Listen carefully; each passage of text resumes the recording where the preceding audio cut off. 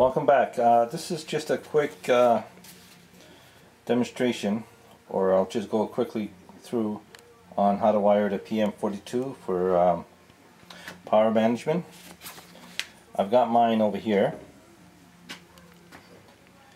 The top rows for the connector are all not numbered, and 2 and 3, or I should say 2 and the one underneath, which is D, come over to power supply, which is a 12 volts to 18 volts AC or DC at 125 milliamps. Now if you get a bigger milliamps, like say 300, you can hook up another PM42 to the same power supply. So as long as you get more than 125 and not less than 125 to each PM42, you'll have enough power going to it. Alright, now like I said, the top ones are all numbered 1 through 22, and that's where the booster power comes in, as I have it over here. And this terminal block is for the power supply from the booster, and these two heavy wires go down to the booster. As you can tell, it's just looped over red, and then the black is looped over to each output over here. So then the output, I should say the input, comes into the bar on the top, and on the bottom, which are labeled AB through A to Z, and then they come out to your power block, which comes out to another terminal strip, and then it goes, I have a bus bar here, that goes to section A and section B. Now these two other two power blocks will be coming out here to the DBL 168, which will be for the detection, and I'll have another two heavier wires coming out here. I'm using 12 gauge for the bus bars underneath, and then we have the ground over here, and then these two are just for your booster. That's it.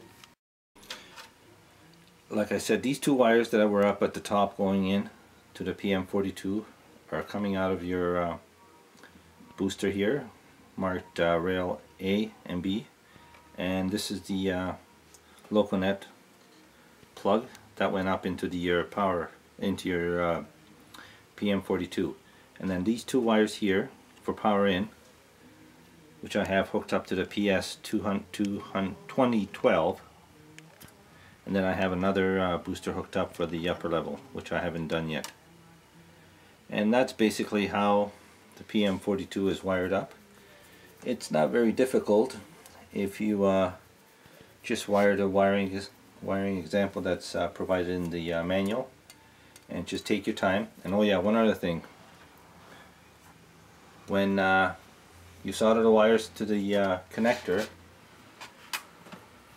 get some shrink tubing and then put it on, and then heat it up, and it'll cover up every little joint that you make, or every little soldering connection, so you don't have a chance of shorting them out.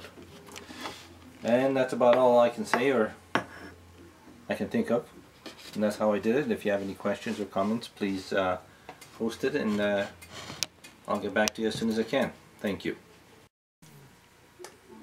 Welcome back. This is a quick update of the layout's progress. As you can tell over here, we have the ties laid down for the curve switch coming into Hamilton Station here. I have another number 8 switch here for the ties, ready for the switch. And I use the tie jig to make the ties, and these spots here that are marked or highlighted are where the PC ties will be when you use the fast track template. So, and that's how I build ties for the switches. This one here is for number 8. I also have one for number 6. Now, as you can tell, this is the tie that I use. Actually, it's just a strip of pine that I cut down on the table saw that I have set up, and then I just bundle about 5 or 6 together, wrap it up, get the bandsaw set to whatever length I'm cutting. Say if I need a number 8, 8.5 or 9, I just set the bandsaw to that length, and I just zip a bundle off and I get my ties, and then I use them in here for my ties, for the jig, for the switches. Now, as we come around, going out of the station from Hamilton, we have another big switch being built. This one's hand built by Paul, good friend of mine. He's going to finish this up next time we get together. And then we come along, we have all the cork in for this part of the layout, which will be Forest Avenue and Forest Avenue Commercial Terminal, where the containers will be. The small container yard right here, and this will be 2 tracks for the Forest Avenue building will be right here. And then these 2 tracks here are going to be going out. One's going to be going up to the helix, and this one here will be going down to the helix, down to the staging yard. And I'll put another number 8 crossover here, just got to make up the ties, and then another number 8 here for the CN interchange. Now, originally we had the CN interchange come along here and then tie back in over here, and then we had a track over here, fake track like you see up here on the blueprint, to represent the CN interchange coming in. But now we came up with an idea, we discussed it, and I think what we're going to do is we're going to take this track, extend it, cut across here, go right by the wall, and then start going down, go down, down, back along this wall, eventually go down far enough to connect to the track that will be going into the staging.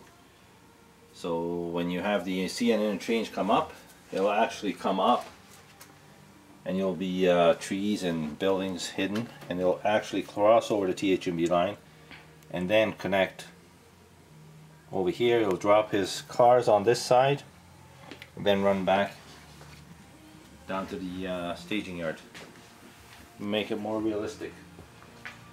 So this is where we are so far with the layout.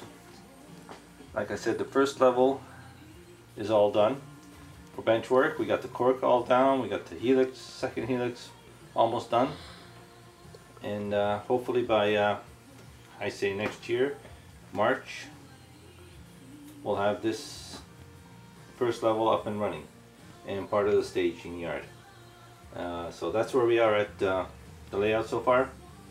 If you have any comments or questions, please post it, and have yourself a great day, and thank you for watching.